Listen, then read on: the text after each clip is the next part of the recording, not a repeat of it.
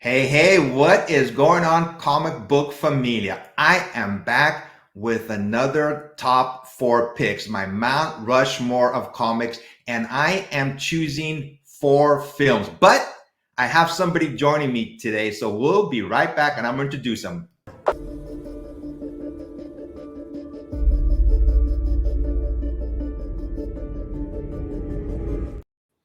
And we are back. I have a good friend that we've been following each other on Instagram for a couple of years now, and I've been meaning to reach out to him. So he reached out to me saying he wanted to be on my channel, and I said, sure. I think it's awesome. So let me introduce you to E-Man. How's it going? What's going on, Ephraim? Thanks for having me on the show, my friend. I really appreciate it. Yeah, it's going to be fun, man. We're both from the Bay Area. So, The Yay area. area. So before we get started, I want you to talk a little bit about yourself, about your YouTube channel, and how you got started. Sure. So my name's E-Man. I'm a part of the C-List Villains podcast. You can find that channel on YouTube at the C-List Villains podcast. That's where I'm on a show with I'm the co-host, but with our host AJ and co-host Red Luke and I, where we talk about movies, TV shows, anything within pop culture that's pretty big that week. And then I have my own channels, E-Man's World of Geek, and that's where I do my unboxings, my new comic book day picks. I'm going to be doing something different coming in the new year. I've been working on the E-Man show for the last year, trying to hold that down. And I'm going to do a little bit of rearranging on my channel, where I'm actually going to start involving more tech and more gameplay and kind of go from there, because it's a world of geek. It's not just comics, but it's going to be toys, comics, games, pop culture, and more. Yeah, that sounds awesome, man. After you guys check out this video, I'm gonna have a link to his YouTube channels and his Instagram page in the description below. But that's all afterwards. So let's talk a little bit about how you got into comics. When did you start collecting comic books? Around 91. Around 91 is when I started collecting. So I didn't do any of the Marvel stuff, any of the DC stuff, though I knew about it, though I really enjoyed, watching the TV shows and the cartoons growing up, Spider-Man, whatnot. I felt like by that time, like all of those comics have escaped me, and I didn't know where to jump in without feeling, like completely lost. So when the big seven broke away from Marvel and they created Image, that's when I started reading comics, because that's when I felt like I can start from the beginning. I could start a story at the beginning. So Spawn, Youngblood, Wildcats. So when Image did their thing in 91, 92, that's when I actually started picking up comics, because I felt like that was a good jumping on point from the very beginning. I hear you. I remember when the top seven, when they broke away and they created Image, they were like rock stars. Yeah. I mean, they grabbed the comic book community and went running. There were so many great artists: Jim Lee, Todd McFarlane, Whilce Portacio. Yes. Yeah. And Rob Liefeld, to name a few. Yeah, it was a good time, man. That was crazy time too.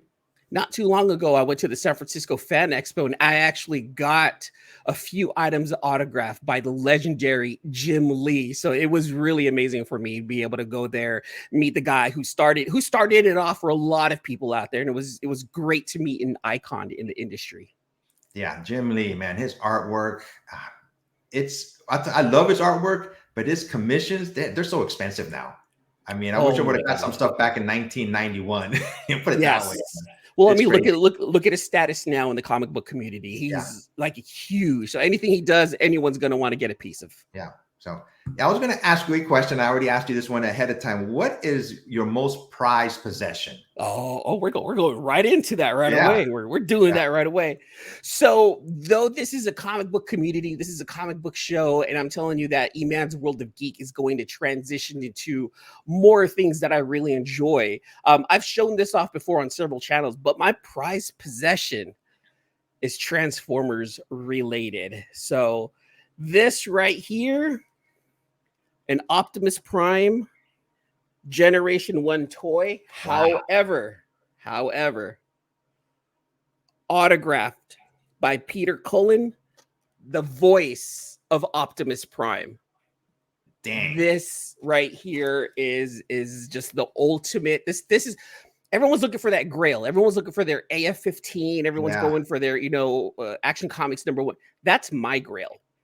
That means so much more to me than any of the comics that I have, because Optimus Prime He was my hero. Everyone had Spider-Man, you know, their Captain Americas. I had Optimus, and Yeah. he kept me grounded. He's kind of part of the reason why I am the way I am today, trying to Yeah. teach my kids the same type of morals. So Optimus, hero, getting assigned by the legendary Peter Cullen, the voice of Optimus, not only in the cartoons but in the movies. Iconic, my prized possession. Okay, I have to ask: have you ever felt like opening it? Oh, I already did. Oh, you did. I opened it up. Oh yeah, no. This is okay. So one thing about this is that this wasn't mine originally. I actually Okay. bought this toy from eBay before I got the tickets to go get an autograph session with Peter Cullen and Frank Welker. Frank Welker is the voice of Megatron. Well, Okay. voice of Megatron and the voice of Soundwave. Got his autograph Nice. also. Awesome. So being able to meet my hero and his nemesis, you know, it was just like one of the greatest geek moments of my life. But yeah, no, I've opened that when I played with it, because if I'm not going to open it, I'm getting it signed. That means I'm going to flip it later on. That means I'm going to Yeah. sell it later on, right? And a lot of people are going to try to do that. This right here, because it's so beat up and used and played with and signed on the outside, keeps me grounded to make sure that I don't go around and turn this into a profit, because I don't want to do that. I actually want this for my collection. I have a Transformers #1 from Marvel up there, signed by both Peter Cullen and Frank Welker. Wow. It's graded at a 7.0. That tells me that no one's going to want to buy that anyway. They're looking for the 9.8. Good. I actually got those autographs and they're actually mine. Nice. So it keeps me grounded. So these low grades, very happy with them because I know where they came from. So what type of books are you reading now? It's been a little bit since I've read books. It's been about 2 months since I've read books, but Something's Killing the Children is still one of my favorites. Yeah. Wound is one of my favorites. Department of Truth. Dang, I guess like anything James Tynion is touching, really. 8 Billion Genies is fantastic. Do a Power Bomb is such a good book. I need to go back and finish that one right there. So those are the books that I'm keeping up with. It's all mostly indies, and that's kind of what that's the group that I follow right there. Yeah, I mean, when I first started collecting comic books, I was totally into Marvel, but I think it was within the last 5 years, indie books have really caught my attention. There's one book that I was reading that you're reading too, but I stopped because I got too confusing for me, was the Department of Truth. Yes. I was reading that. I go, oh God, I'm confused. I almost stopped reading this book. I like the beginning, but I got confused. Very twisted. What I like about it is it's very thought provoking. You know, James Tynion really does a lot of his research when it comes down to this. Like there was an issue about the Denver airport. I never knew anything about how much conspiracy theories were behind the Denver airport until I actually read that issue of the Department of Truth. And he unloaded a lot of secrets in that book that I never knew about. My girlfriend almost like a few nights later watched this special on the Denver airport. She's like, yeah, you were talking about that book. Like I was just watching an episode about that. Like it's really crazy how the Denver airport's got like these weird like underground tunnel type train things in there. And I was like, wow, this is crazy. So that's what I like about that book. There were issues that upset me. Yeah. There were issues that genuinely made me feel uncomfortable. Wow. And I think that's a testament to James Tynion's writing. It wasn't a bad issue, but it was really uncomfortable. And he really did a good job in doing that, speaking about school shootings. Yeah. So it's confusing, but very, very, very deep. If I ever get back into that book, I'd have to start from the beginning again, you know, because it was confusing after a while. I read like the first 6 or 7 issues. I'm like, this is confusing me. It's really crazy. Yeah, it is. There, once you get to the Bigfoot issues, here's the thing about the Bigfoot issues.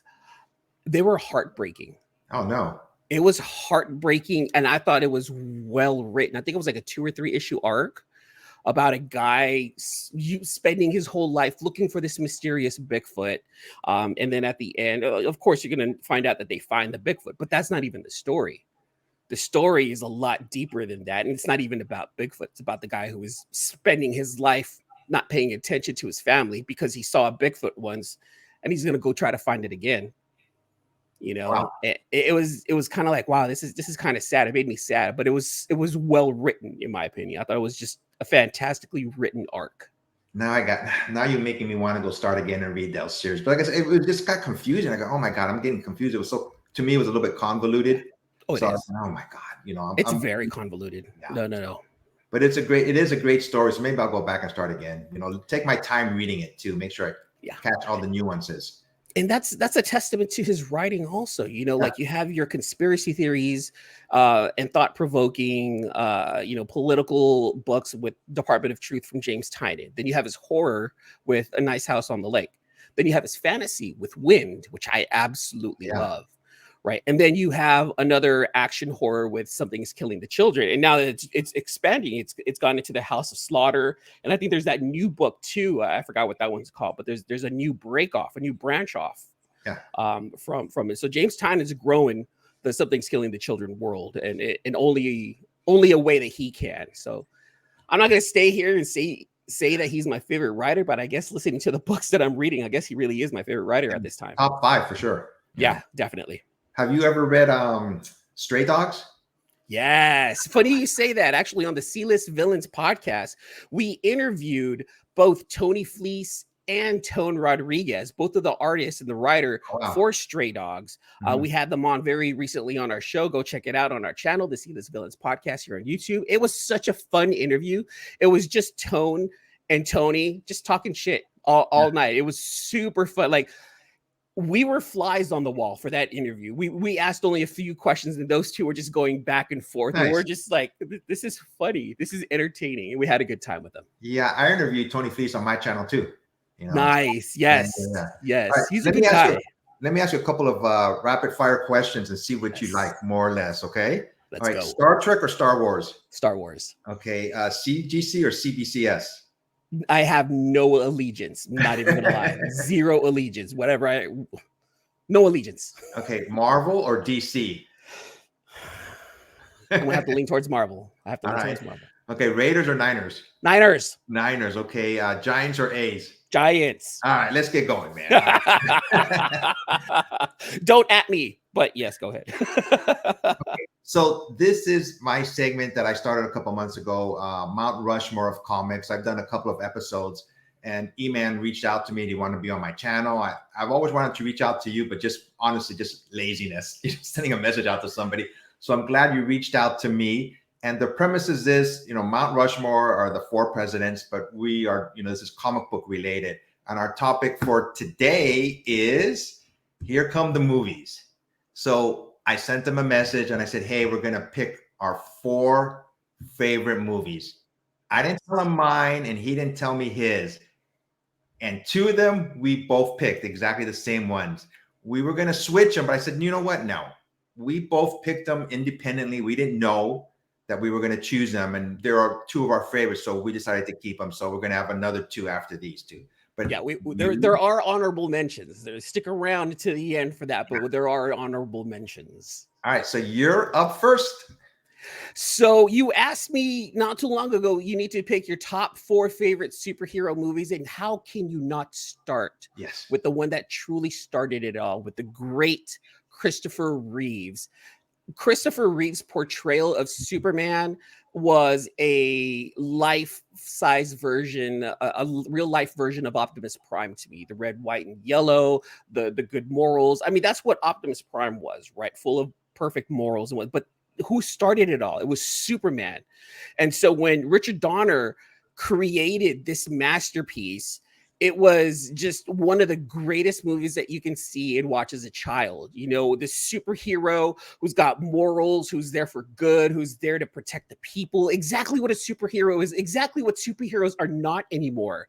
That's what Superman was. And you can watch this movie over and over and over again. And Richard Donner's director's cut was just a fantastic piece of comic book movie art. And I have to start with Superman, the movie, as my number 1.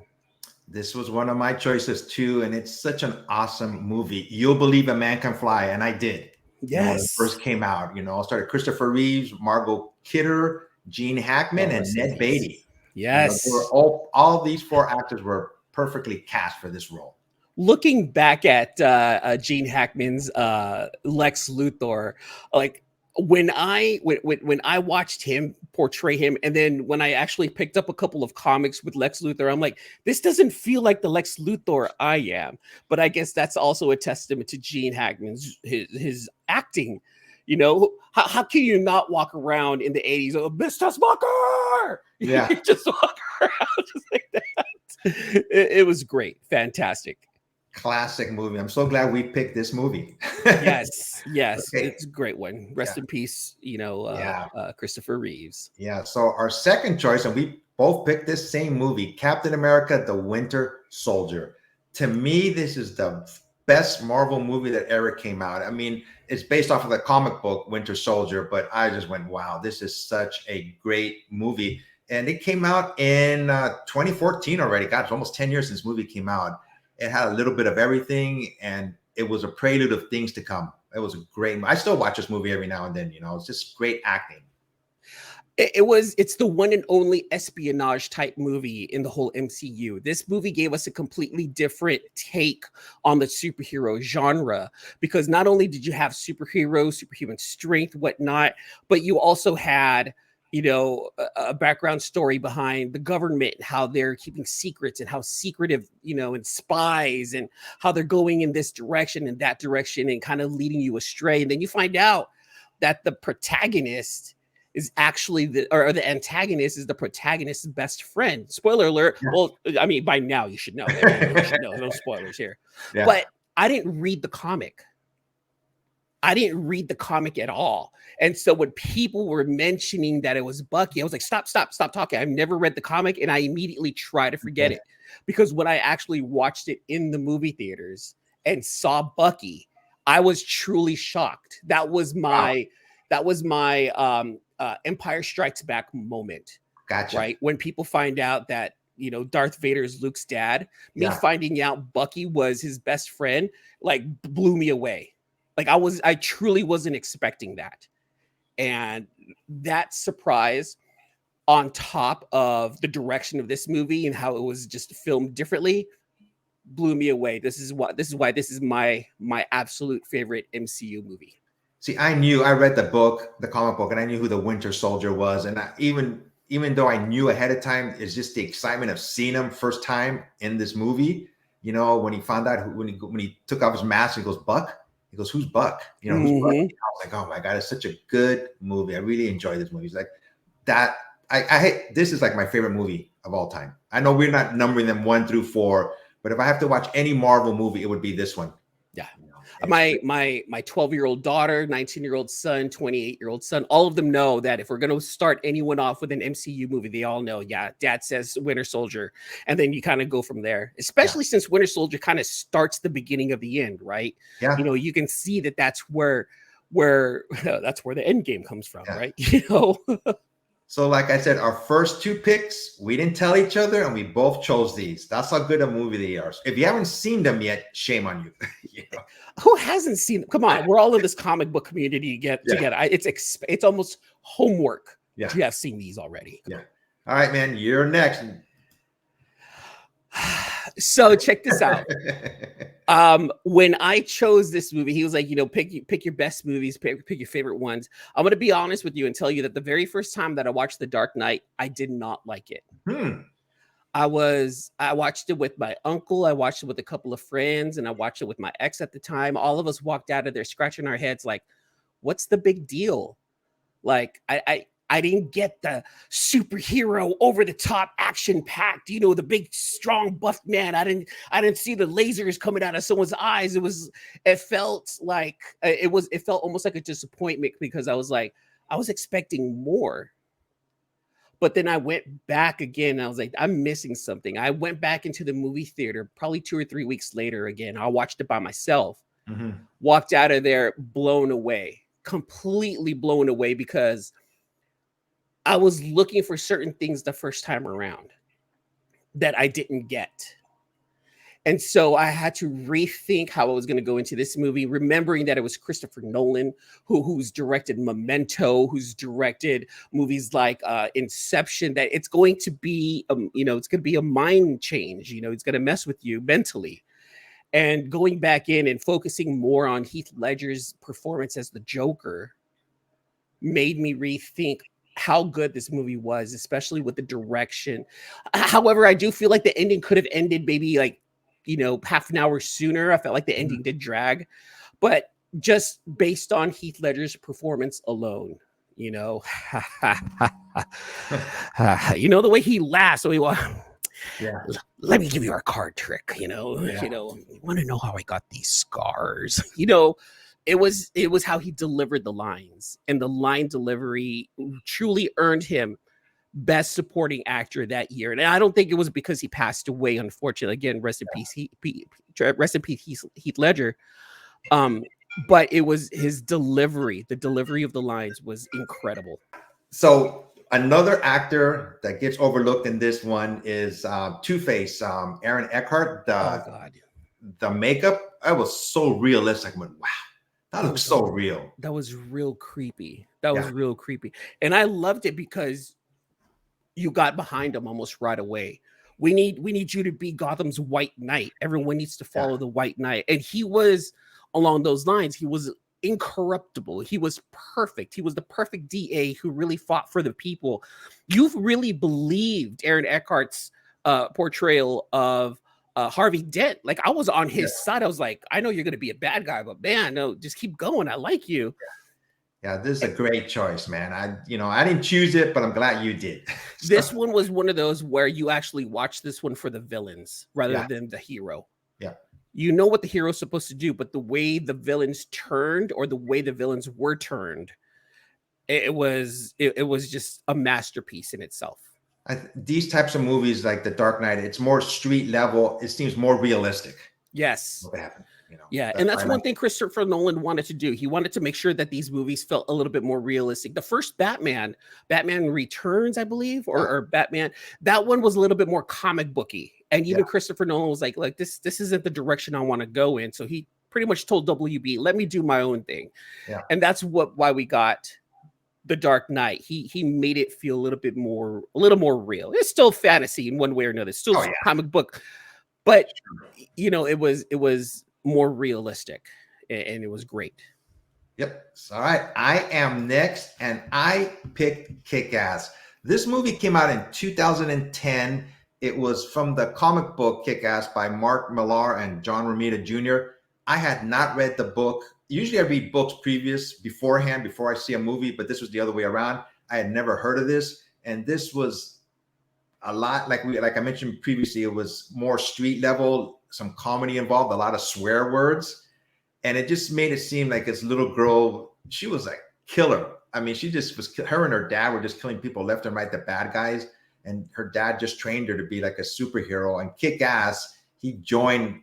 He wasn't a superhero at the beginning. He just seen all this crime happening, and he just wanted to help. And he got involved with the little girl. And it's a really good movie. I really enjoyed it.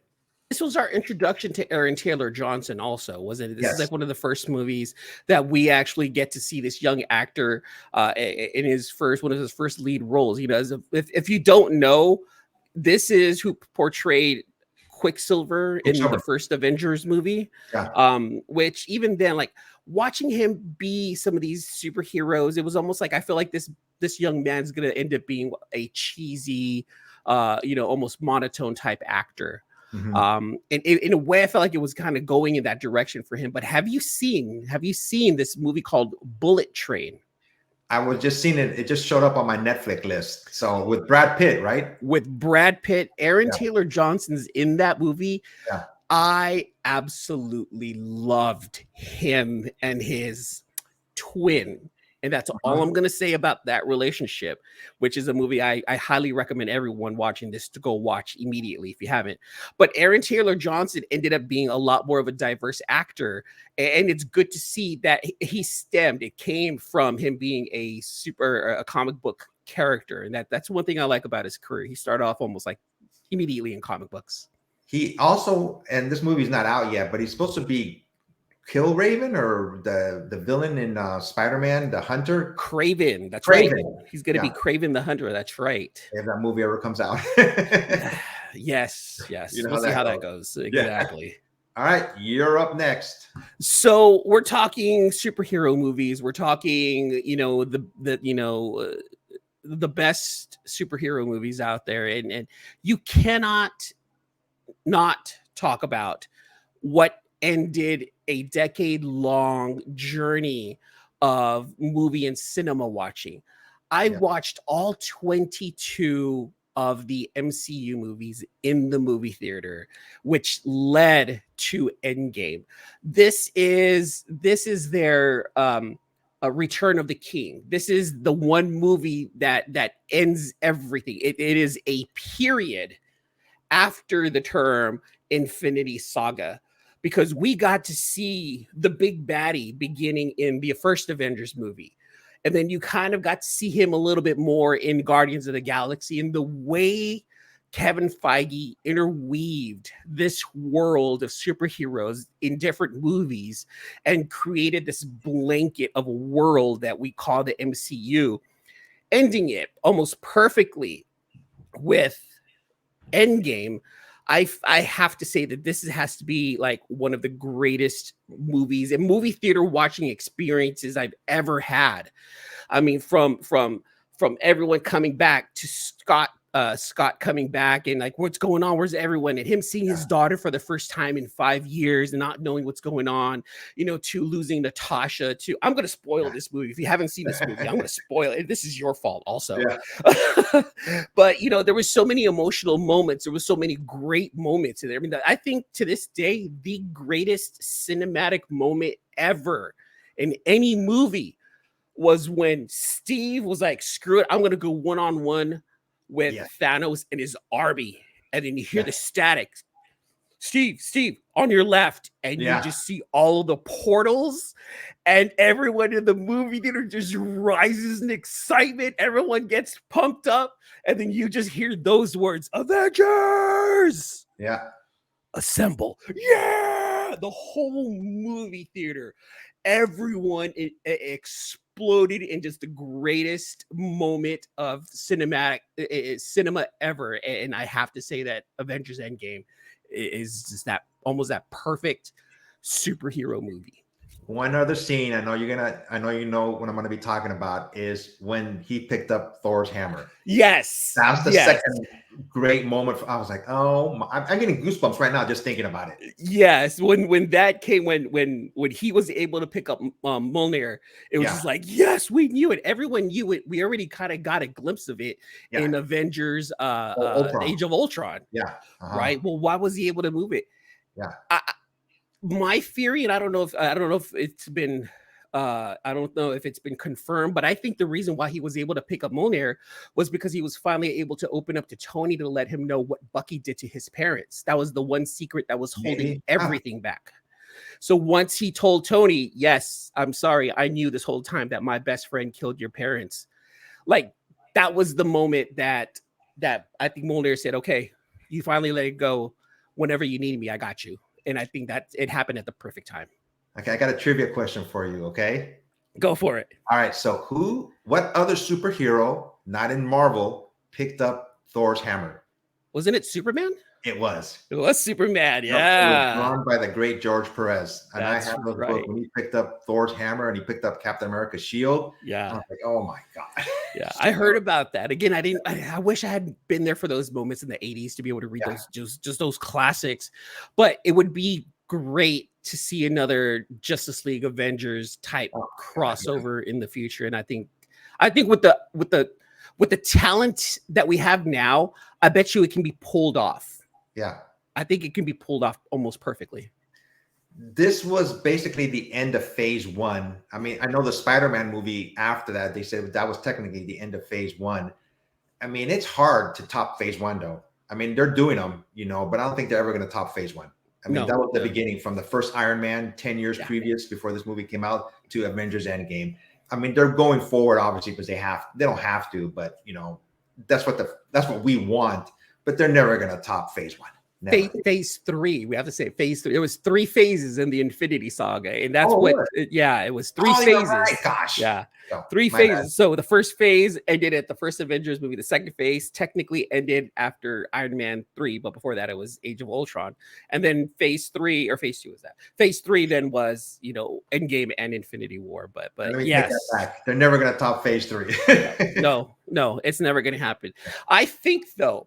I think with what's going on in Disney right now and the whole reconstructing and them kind of cutting back and saying, look, we're going to try to bring out more quality Yeah. rather than quantity.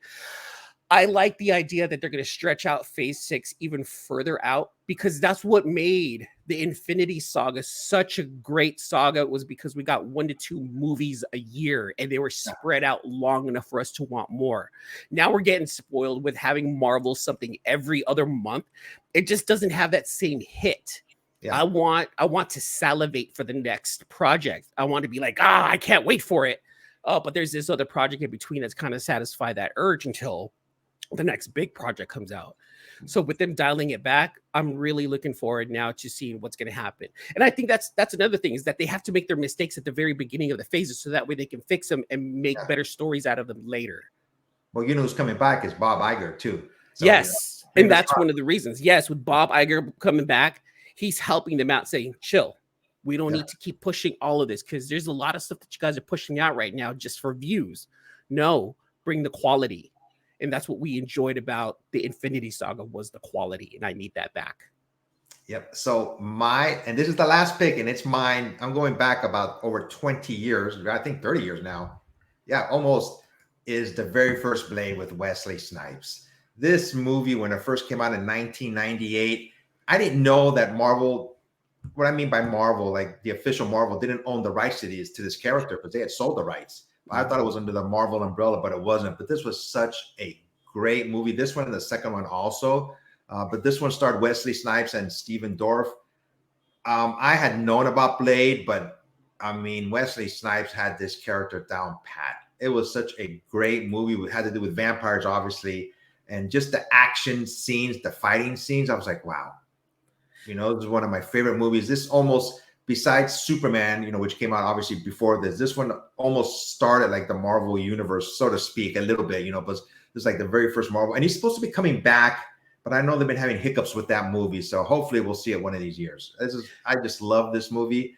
Talking about these movies, I'm going to go see some of these movies again, but Blade is like one of my favorite. Some of them you just have to. And I'm a big music guy. Oh, I shouldn't say that. I'm not a big music guy, but I do like my EDM. I do like my electronic dance music.